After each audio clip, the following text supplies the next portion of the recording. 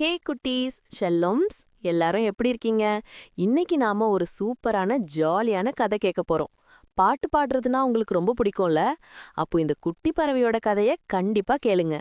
ஒரு காலத்துல பச்சை பசேல்னு ரொம்ப அழகான ஒரு காடு இருந்துச்சாம். அந்த காட்டுல சின்னதா கியூட்டா ஒரு குட்டி பறவை வாழ்ந்து வந்தது.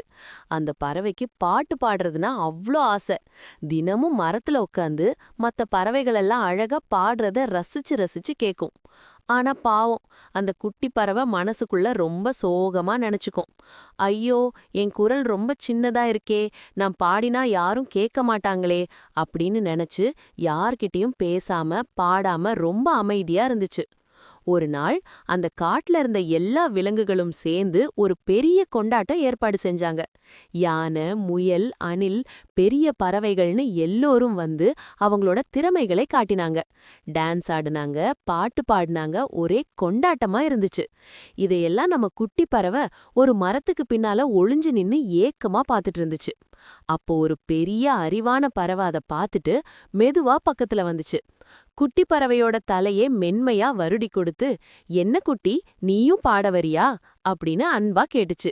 அதுக்கு நம்ம குட்டி பறவை பயந்தபடியே தலைய குனிஞ்சுக்கிட்டு, இல்ல, என் குரல் ரொம்ப சின்னது அப்படின்னு மெதுவா சொல்லுச்சு.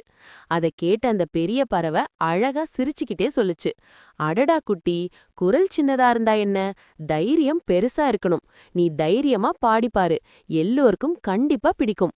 அந்த வார்த்தைகள் ஒரு மந்திரம் மாதிரி குட்டி பறவையோட மனசுல ஆழமா பதிஞ்சது. அதுக்குள்ள ஒரு புது தைரியம் வந்துச்சு. மெதுவா அந்த மேடைக்கு நடந்து போச்சு. மனசுக்குள்ள கொஞ்சம் பயம் இருந்தாலும் கண்ண மூடி ஒரு ஆழமான மூச்சு எடுத்துச்சு. அப்புறம் மெதுவா பாட ஆரம்பிச்சது. அதோட குரல் ரொம்ப மென்மையா, இனிமையா, அன்பு நிறைஞ்சதா இருந்துச்சு. அந்த பாட்டை கேட்டதும் காட்டுல இருந்த சத்தம் எல்லாம் அடங்கி ஒரே அமைதி நிலவியது. எல்லா விலங்குகளும் அந்த சின்ன குரலை அவ்ளோ கவனமா கேட்டாங்க. பாட்டு முடிஞ்சதும் சில நொடிகள் அமைதியா இருந்துச்சு.